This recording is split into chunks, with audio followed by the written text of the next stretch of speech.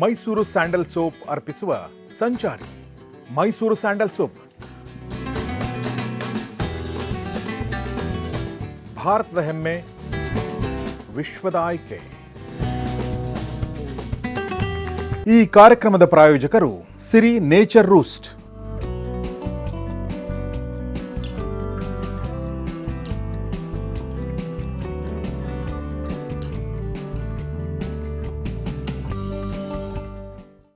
ನಮಸ್ಕಾರ ಸ್ನೇಹಿತರೆ, ಗೌರೀಶ್ ಅಕ್ಕಿ ಸ್ಟುಡಿಯೋಗೆ ಸ್ವಾಗತ. ಇವತ್ತು ನಾವು ಬೇಸಿಗೆ ಅಂದರೆ ಏಪ್ರಿಲ್ ಮೇ ತಿಂಗಳಲ್ಲಿ ಭಾರತದಲ್ಲಿ ಭೇಟಿ ನೀಡಬಹುದಾದ ಟಾಪ್ 5 ಸ್ಥಳಗಳ ಬಗ್ಗೆ ಮಾತನಾಡಲಿದ್ದೇವೆ. ಸಾಮಾನ್ಯವಾಗಿ ಏಪ್ರಿಲ್ ಮೇ ತಿಂಗಳು ಎಂದರೆ ಬೇಸಿಗೆಯ ಬಿಸಿಲಿನ ತಾಪ, ಶೆಖೆ. ಆದರೆ ಈ ಅವಧಿ ಮಕ್ಕಳಿಗೆ, ಶಾಲಾ ಕಾಲೇಜು ವಿದ್ಯಾರ್ಥಿಗಳಿಗೆ ರಜಾದಿನಗಳು ಕೂಡ. ಹೀಗಾಗಿ ಬೇಸಿಗೆ ರಜೆಯಲ್ಲಿ ಮಕ್ಕಳನ್ನು ಕರೆದುಕೊಂಡು ಫ್ಯಾಮಿಲಿ ಟ್ರಿಪ್ ಹೋಗೋಕೆ ಸೂಕ್ತವಾದ 5 ತಾಣಗಳ ಬಗ್ಗೆ ಇವತ್ತು ನಾವು ಹೇಳ್ತೀವಿ. ಬೇಸಿಗೆಯ ಧಗೆಯಿಂದ ತಪ್ಪಿಸಿಕೊಂಡು ಪ್ರಕೃತಿಯ ಸೌಂದರ್ಯ, ಸಂಸ್ಕೃತಿ ಮತ್ತು ಸಾಹಸವನ್ನು ಆನಂದಿಸಲು ಸೂಕ್ತ ಸ್ಥಳಗಳಿವು. ಈ ಸ್ಥಳಗಳು ನಿಮಗೆ ಮರೆಯಲಾಗದ ಅನುಭವ ನೀಡುತ್ತವೆ. ಬನ್ನಿ ಹಾಗಿದ್ರೆ ಶುರು ಮಾಡೋಣ.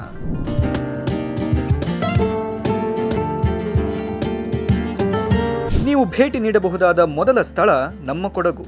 ಇದು ಕರ್ನಾಟಕದ ಪಶ್ಚಿಮ ಘಟ್ಟಗಳಲ್ಲಿರುವ ಒಂದು ಸುಂದರವಾದ ಜಿಲ್ಲೆ. ಇದನ್ನು ಭಾರತದ ಸ್ಕಾಟ್ಲೆಂಡ್ ಎಂದು ಕೂಡ ಕರೆಯುತ್ತೇವೆ. ಇಲ್ಲಿ ದಟ್ಟವಾದ ಕಾಡುಗಳು, ಬೆಟ್ಟಗಳು, ಕಣಿವೆಗಳು ಮತ್ತು ಜಲಪಾತಗಳಿವೆ. ಕೊಡಗು ಕಾಫಿ ಮತ್ತು ಸಾಂಬಾರ ಪದಾರ್ಥಗಳ ತೋಟಗಳಿಗೆ ಹೆಸರುವಾಸಿಯಾಗಿದೆ.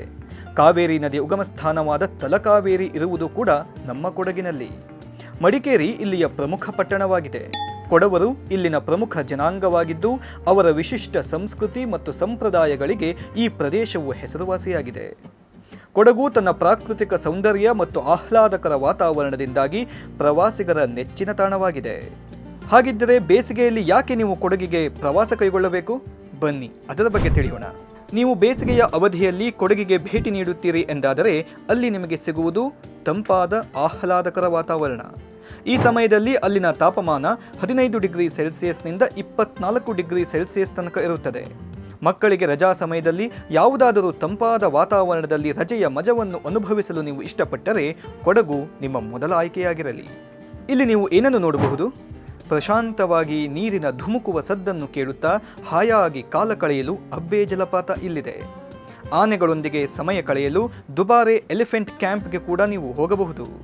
ಸೂರ್ಯಾಸ್ತದ ರಮಣೀಯ ನೋಟ ಸವಿಯಲು ರಾಜಾ ಸೀಟ್ ಕೂಡ ಇಲ್ಲಿದೆ. ಕೊಡಗಿನ ಪ್ರಕೃತಿಯ ಜೊತೆಗೆ ಕೊಡವ ಸಂಸ್ಕೃತಿಯ ರುಚಿಯನ್ನು ಕೂಡ ನೀವಿಲ್ಲಿ ಆನಂದಿಸಬಹುದು.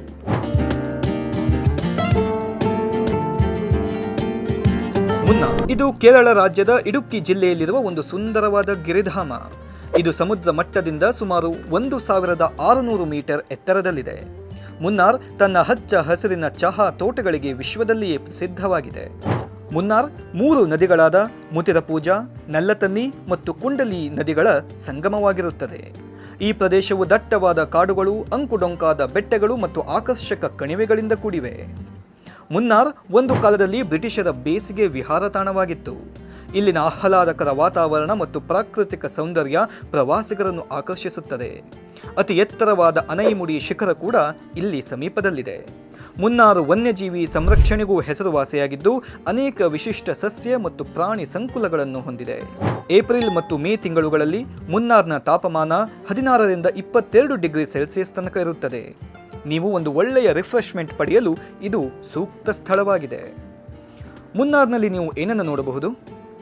ನೀಲಗಿರಿ ಮರಗಳ ಸಾಲಿಗಳೊಂದಿಗೆ ವನ್ಯ ಸಂಪತ್ತನ್ನು ಸವಿಯಲು ಎರಾವಿಕುಲಂ ರಾಷ್ಟ್ರೀಯ ಉದ್ಯಾನವನ ಅತಿ ಉತ್ತಮವಾದ ಸ್ಥಳ. ಒಂದು ಪ್ರಶಾಂತ ಸ್ಥಳದಲ್ಲಿ ದೋಣಿ ವಿಹಾರ ಮಾಡ್ತೀರಿ ಅಂದರೆ ನಿಮಗೆ ಮಟುಪೆಟ್ಟಿ ಡ್ಯಾಮ್ ಒಂದು ಉತ್ತಮ ಆಯ್ಕೆಯಾಗಿರುತ್ತದೆ. ಮುನ್ನಾರಿಗೆ ಬಂದ ಮೇಲೆ ಚಹಾದ ರುಚಿ ನೋಡದೆ ಬರಲೇಬೇಡಿ. ಅಂದ ಹಾಗೆ ಚಹಾದ ಇತಿಹಾಸ ತಿಳಿಯೋಕೆ ನಿಮಗೆ ಇಂಟ್ರೆಸ್ಟ್ ಇದ್ದರೆ ಇಲ್ಲಿ ಟೀ ಮ್ಯೂಸಿಯಂ ಕೂಡ ಇದೆ. ಮುನ್ನಾರ್ನ ಹಚ್ಚ ಹಸಿರಿನ ಸೌಂದರ್ಯ ಮತ್ತು ನಿಮಗೆ ಅಲ್ಲಿ ಸಿಗುವ ಶಾಂತಿ ಮರೆಯಲಾಗದಂತಹ ನೆನಪಿನ ಬುತ್ತಿಯನ್ನು ನಿಮಗೆ ನೀಡುತ್ತದೆ.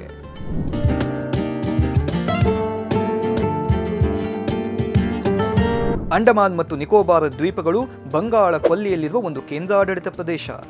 ಇದು ಸುಮಾರು 572 ದ್ವೀಪಗಳ ಸಮೂಹವಾಗಿದ್ದು ಅದರಲ್ಲಿ ಕೆಲವು ವಾಸಯೋಗ್ಯವಾಗಿವೆ. ಪೋರ್ಟ್ ಬ್ಲೇರ್ ಇಲ್ಲಿನ ರಾಜಧಾನಿ ಮತ್ತು ಅತಿದೊಡ್ಡ ಪಟ್ಟಣವಾಗಿದೆ. ಈ ದ್ವೀಪಗಳು ತಮ್ಮ ಸುಂದರವಾದ ಕಡಲ ತೀರಗಳು, ಹಸಿರಿನಿಂದ ಕೂಡಿದ ಕಾಡುಗಳು ಮತ್ತು ವೈವಿಧ್ಯಮಯ ಜಲಚರಗಳಿಗೆ ಹೆಸರುವಾಸಿಯಾಗಿವೆ. ಪ್ರವಾಸೋದ್ಯಮ ಇಲ್ಲಿನ ಪ್ರಮುಖ ಆದಾಯದ ಮೂಲ. ಇಲ್ಲಿನ ಸೆಲ್ಯುಲಾರ್ ಜೈಲು ಭಾರತದ ಸ್ವಾತಂತ್ರ್ಯದ ಹೋರಾಟದ ಇತಿಹಾಸವನ್ನು ನಮಗೆ ನೆನಪಿಸುತ್ತದೆ. ಅಂಡಮಾನ್ ಮತ್ತು ನಿಕೋಬಾರ್ ದ್ವೀಪಗಳು ವಾಟರ್ ಸ್ಪೋರ್ಟ್ಸ್ ಮತ್ತು ಪ್ರಕೃತಿ ಪ್ರಿಯರಿಗೆ ಹೇಳಿ ಮಾಡಿಸಿದ ತಾಣವಾಗಿದೆ. ಇಲ್ಲಿ ಬುಡಕಟ್ಟು ಜನಾಂಗಗಳು ತಮ್ಮ ವಿಶಿಷ್ಟ ಸಂಸ್ಕೃತಿಯನ್ನು ಕೂಡ ಹೊಂದಿದ್ದಾರೆ. ಈ ದ್ವೀಪಗಳು ನೈಸರ್ಗಿಕ ಸೌಂದರ್ಯ ಮತ್ತು ಶಾಂತ ವಾತಾವರಣದಿಂದ ಪ್ರವಾಸಿಗರನ್ನು ಆಕರ್ಷಿಸುತ್ತವೆ. ಏಪ್ರಿಲ್ ಮತ್ತು ಮೇ ತಿಂಗಳಲ್ಲಿ ಅಂಡಮಾನ್ ಮತ್ತು ನಿಕೋಬಾರ್ಗೆ ಯಾಕೆ ಹೋಗಬೇಕು ಅಂದರೆ ಈ ದ್ವೀಪ ಸಮೂಹದಲ್ಲಿ ಈ ಸಮಯದಲ್ಲಿ ವಾತಾವರಣ ತಂಪಾಗಿ ಇರುತ್ತದೆ. ಹಾಗೆಯೇ ಬೇಸಿಗೆ ಸಮಯದಲ್ಲಿ ಸಮುದ್ರದ ಆಟ ಆಡುವ ಮಜಾನೇ ಬೇರೆ. ಇಲ್ಲಿ ಕಾಣಬಹುದಾದ ಪ್ರಮುಖ ಆಕರ್ಷಣೆಗಳೆಂದರೆ ವಿಶ್ವದ ಅತ್ಯಂತ ಸುಂದರವಾದ ಕಡಲ ತೀರಗಳು ನಿಮಗೆ ಅಂಡಮಾನ್ ಮತ್ತು ನಿಕೋಬಾರ್ ದ್ವೀಪಗಳಲ್ಲಿ ಸಿಗುತ್ತವೆ. ನೀವು ಈ ದ್ವೀಪದಲ್ಲಿರುವ ಸೆಲ್ಯುಲಾರ್ ಜೈಲಿಗೆ ಒಮ್ಮೆ ಭೇಟಿ ನೀಡಲೇಬೇಕು. ಇಲ್ಲಿನ ಪ್ರತಿಯೊಂದು ಕಲ್ಲುಗಳು ಕೂಡ ಭಾರತದ ಇತಿಹಾಸವನ್ನು ಮತ್ತೆ ಮತ್ತೆ ಹೇಳುತ್ತವೆ. ನೀವು ಸಾಹಸ ಪ್ರಿಯರು ಮತ್ತು ವಿಶ್ರಾಂತಿ ಪ್ರಿಯರಾಗಿದ್ದರೆ ಇಲ್ಲಿದೆ ಹ್ಯಾವ್ಲಾಕ್ ದ್ವೀಪ. ಅಂಡಮಾನ್ ಭಾರತದ ಇತಿಹಾಸದಲ್ಲಿ ತನ್ನದೇ ಆದ ವಿಶೇಷತೆಯನ್ನು ಹೊಂದಿದೆ. ನಿಮಗೆ ಇಲ್ಲಿ ಸ್ಫಟಿಕದಂತೆ ಹೊಳೆಯುವ ಕಡಲ ತೀರಗಳು ಬೋನಸ್ ಅಂತಲೇ ಹೇಳಬಹುದು.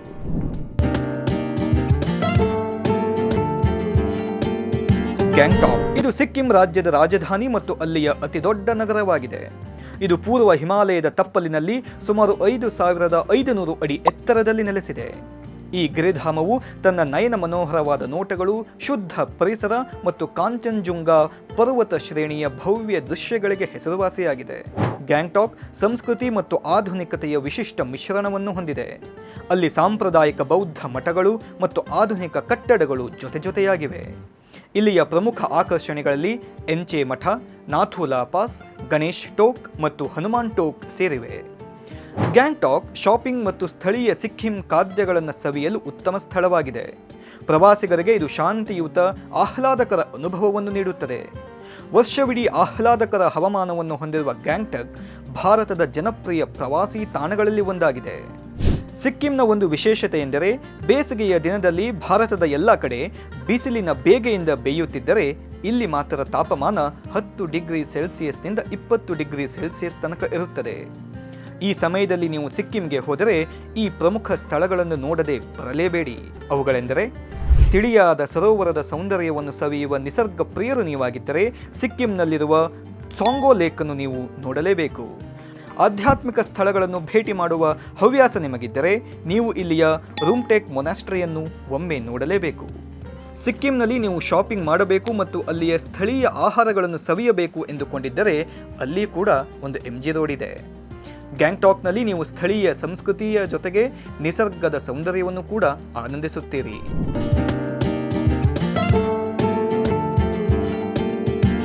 ಡಾಲ್ಹೌಸಿ ಇದು ಹಿಮಾಚಲ ಪ್ರದೇಶದ ಒಂದು ಸುಂದರವಾದ ಗಿರಿಧಾಮ. ಇದು 5 ಬೆಟ್ಟಗಳ ಮೇಲೆ ಹರಡಿಕೊಂಡಿದೆ ಮತ್ತು ಸಮುದ್ರ ಮಟ್ಟದಿಂದ ಸುಮಾರು 1,970 ಮೀಟರ್ ಎತ್ತರದಲ್ಲಿದೆ. ಈ ಸ್ಥಳವು ತನ್ನ ಆಹ್ಲಾದಕರ ವಾತಾವರಣ, ದಟ್ಟವಾದ ಕಾಡುಗಳು ಮತ್ತು ಕಣ್ಮನ ಸೆಳೆಯುವ ದೃಶ್ಯಗಳಿಗೆ ಹೆಸರುವಾಸಿಯಾಗಿದೆ. ಡಾಲ್ಹೌಸಿಯು ಬ್ರಿಟಿಷ್ ಆಳ್ವಿಕೆಯ ಒಂದು ಕಾಲದಲ್ಲಿ ಜನಪ್ರಿಯ ಬೇಸಿಗೆ ವಿಹಾರ ತಾಣವಾಗಿತ್ತು ಮತ್ತು ಅದರ ವಸಾಹತುಶಾಹಿ ವಾಸ್ತುಶಿಲ್ಪವು ಇಂದಿಗೂ ಕೂಡ ಹಾಗೆಯೇ ಉಳಿದುಕೊಂಡಿದೆ. ಡಾಲ್ಹೌಸಿಯು ಶಾಂತಿಯುತ ಮತ್ತು ಪ್ರಕೃತಿಯ ಸೌಂದರ್ಯವನ್ನು ಆನಂದಿಸಲು ಬಯಸುವವರಿಗೆ ಒಂದು ಉತ್ತಮವಾದ ಸ್ಥಳವಾಗಿದೆ.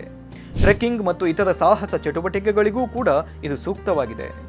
ಚಳಿಗಾಲದಲ್ಲಿ ಇಲ್ಲಿ ಹಿಮಪಾತವನ್ನು ಕಾಣಬಹುದು. ಅದು ಈ ಸ್ಥಳದ ಸೌಂದರ್ಯವನ್ನು ಮತ್ತಷ್ಟು ಹೆಚ್ಚಿಸುತ್ತದೆ. ಮೇ ತಿಂಗಳಲ್ಲಿ ಇಲ್ಲಿಯ ತಾಪಮಾನ 15 ಡಿಗ್ರಿ ಸೆಲ್ಸಿಯಸ್ನಿಂದ 23 ಡಿಗ್ರಿ ಸೆಲ್ಸಿಯಸ್ನ ತನಕ ಇರುತ್ತದೆ. ಇದು ನಮ್ಮ ವಿಶ್ರಾಂತಿಗೂ ಕೂಡ ಸೂಕ್ತ ಸಮಯವಾಗಿದೆ. ನೀವು ಡಾಲ್ಹೌಸಿಯಲ್ಲಿ ನೋಡಬಹುದಾದ ಪ್ರಮುಖ ಸ್ಥಳಗಳು ಇಲ್ಲಿವೆ ನೋಡಿ. ನೀವೇನಾದರೂ ಸ್ವಿಟ್ಜರ್ಲ್ಯಾಂಡ್ ಅಂತಹ ದೇಶಗಳಿಗೆ ಹೋಗಬೇಕು ಅಂತ ಅಂದುಕೊಂಡಿದ್ದರೆ ಸ್ವಲ್ಪ ನಿಲ್ಲಿ. ನಿಮಗೆ ಭಾರತದಲ್ಲಿಯೂ ಕೂಡ ಮಿನಿ ಸ್ವಿಟ್ಜರ್ಲ್ಯಾಂಡ್ ಇದೆ. ಅದು ಎಲ್ಲಿ ಅಂತ ಕೇಳ್ತೀರಾ? ಅದೇ ನಮ್ಮ ಹಿಮಾಚಲ ಪ್ರದೇಶದ ಖಾಜಿಯಾರ್. ಇದು ಹಸಿರು ಹುಲ್ಲುಗಾವಲುಗಳಿಗೂ ಕೂಡ ಖ್ಯಾತವಾಗಿದೆ. ಚಾರಣ ಪ್ರಿಯರು ನೀವಾಗಿದ್ದರೆ ಇಲ್ಲಿಯ ಡೈನ್ಕುಂಡ್ ಪೀಕ್ ಅನ್ನು ನೀವು ಹತ್ತಲೇಬೇಕು. ಡಾಲ್ಹೌಸಿಯ ಶಾಂತಿಯುತ ವಾತಾವರಣ ನಿಮ್ಮ ಒತ್ತಡವನ್ನು ಖಂಡಿತವಾಗಿಯೂ ದೂರ ಮಾಡುತ್ತದೆ. ಹೀಗೆ ಈ ಟಾಪ್ 5 ಸ್ಥಳಗಳು ಪ್ರಕೃತಿಯ ಸೌಂದರ್ಯ, ಸಾಹಸ ಮತ್ತು ಸಾಂಸ್ಕೃತಿಕ ಅನುಭವವನ್ನು ನೀಡುತ್ತವೆ. ಈ ಸ್ಥಳಗಳು ಬೇಸಿಗೆಯ ಬಿಸಿಲಿನಿಂದ ದೂರವಿರಿಸಿ ನಿಮಗೆ ರಿಫ್ರೆಶ್ ಆಗುವ ಅವಕಾಶ ಕೊಡುತ್ತದೆ. ಈ 5 ಸ್ಥಳಗಳಲ್ಲಿ ನೀವು ಯಾವ ಸ್ಥಳಕ್ಕೆ ಹೋಗಲು ಇಷ್ಟಪಡ್ತಾ ಇದ್ದೀರಿ? ಕಮೆಂಟ್ನಲ್ಲಿ ತಿಳಿಸಿ. ನೋಡ್ತಾ ಇರಿ ಸಂಚಾರಿ, ಮಾಡ್ತಾ ಇರಿ ಸಂಚಾರ.